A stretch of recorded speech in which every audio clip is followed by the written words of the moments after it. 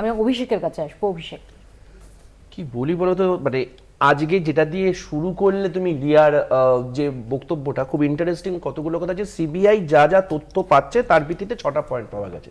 সেই তথ্য পাওয়ার ভিত্তিটা কি? একটা রিপোর্টের ভিত্তিতে আর একটা রিপোর্ট হচ্ছে, কারণ যেটা প্রাইমারি কর্পস মানে যেটাকে মৃতদেহ বলে, সবকটা ক্ষেত্রে বলা হয় যে এটাকে দ্বিতীয়বার অটোপসি করার দরকার, এটাকে পুড়িয়ে দেওয়া হতো, ঠিক যেরকম হাতরাসে হয়েছিল।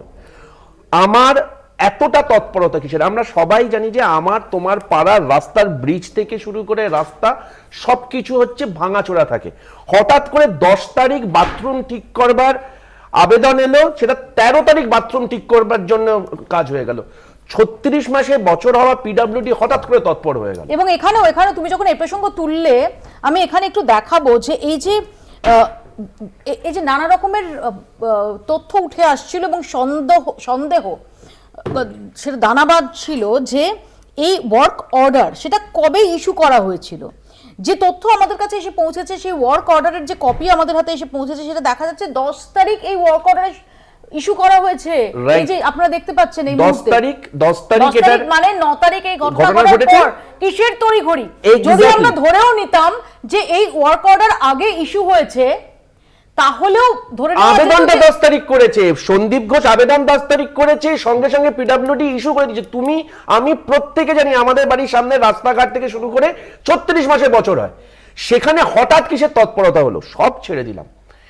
এখানে পুরোপুরি জায়গাতে, যেটা একটু আগে অতনু খুব দায়িত্বশীল ভাবে বললো এবং ঠিক বললো, যে সত্যি সত্যি তো এখানে তৃণমূল এই ঘটনাটা ঘটিয়েছে, রাষ্ট্র করিয়েছে, এই কথা কিন্তু ইনিশিয়ালি কেউ বলেনি। কি দায় পড়েছিল যে ঠাকুর ঘরে কে আমি তো কলা খাইনি বলবার? এই যে শতপ্রণোদিত, মানে আমার মাঝে মধ্যে তৃণমূল কংগ্রেসের মুখপাত্রদের দেখে মনে হয় দিওয়ালের অমিতাভ বচ্চন, पहले जाके उस आदमी के पास से साइन लेके आओ जिसने मेरे हाथ में लिख दिया था मेरा बाप चोर है।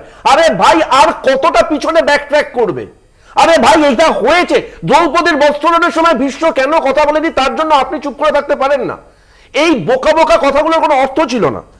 আর লাস্ট বাট নট লিস্ট, অপরাজিতা বিল, যারা যারা এখানে অতনু আছে, অতনু আমাকে কারেক্ট করে দিক, আইন সংহিতা বা যে দণ্ড সংহিতাটা বেরিয়েছে তাতে অলরেডি 0 FIR থেকে শুরু করে সব কটা জিনিস বলা আছে। কাগজ ইমপ্লিমেন্টটা করতে হয় রাষ্ট্রকে। আইন সংহিতা হোক বা আইন একটা কাগজ, একেবারে তার রাষ্ট্র না করলে আরো একটা কাগজ আসবে, তার কোনো কিছু যাবে আসবে। পুরো ভূমিকা থাকে ল এনফোর্সমেন্ট এজেন্সির, এবং সেক্ষেত্রে দাঁড়িয়ে কলকাতা পুলিশের ভূমিকা নিয়ে একাধিক প্রশ্ন উঠেছে।